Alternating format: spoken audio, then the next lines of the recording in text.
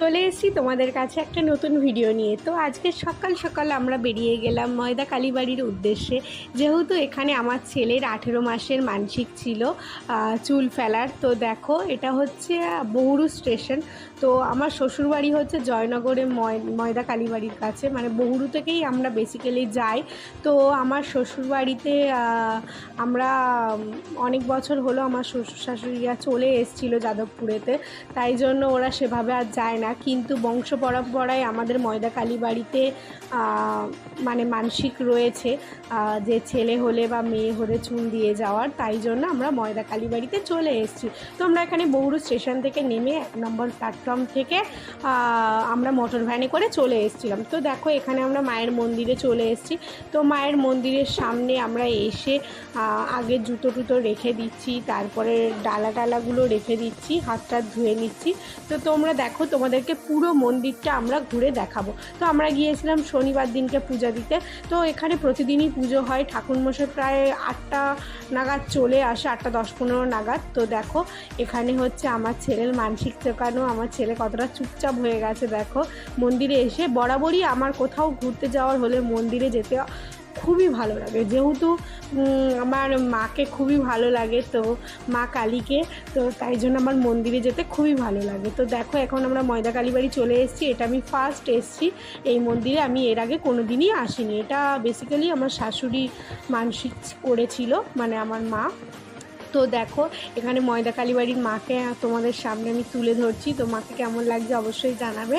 তো আমি এখন পূজার ডালা নিয়ে দাঁড়িয়ে আছি, ঠাকুরমশাই আমার পুজোটা দিয়ে দিচ্ছে। দেখো এখানে আমি সোনু সবাই বসে পড়ছি। তো ছেলেকে এখানে টিপ দিয়ে দিল মায়ের, আমাকেও টিপ দিয়ে দিল।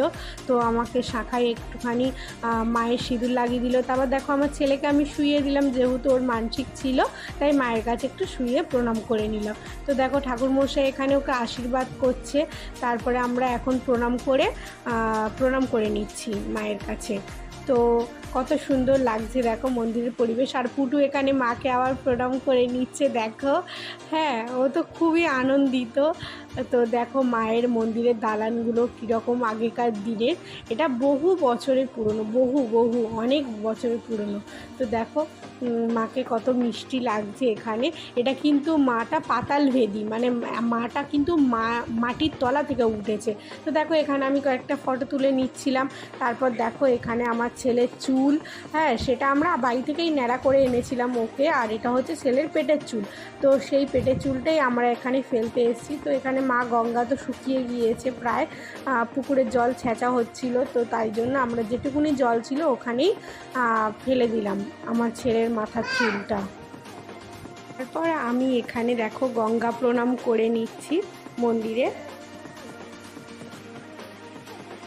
তারপর আমরা চলে এলাম বাবা মহাদেবের কাছে। তারপর দেখো আমি এখানে ধূপবাতি জ্বালিয়ে নিচ্ছি, মাকে ধূপবাতি দিয়ে আরতি করে এখানে আমি ধূপবাতি দিয়ে দিচ্ছি দেখো। তো তোমরা এখানে আসতে পারো চাইলে, খুবই মনের শান্তি পাবে। তো মায়ের কাছে যেতে সবারই খুব ভালো লাগে। তো দেখো এখানে আমি বাবা মহাদেবকে প্রণাম করে নিচ্ছি, পুটু প্রণাম করে নিচ্ছে। পুটু তো সবসময় হাম্মা করে, তো দেখো হাম্মাকে ওই জন্য প্রণাম করে নিল। তারপর দেখো আমরা এখান থেকে এবার বেরিয়ে যাচ্ছি। তো নেক্সট পার্ট আসছে নিউ ব্লগের জন্য, তোমরা অপেক্ষা করো। টাটা।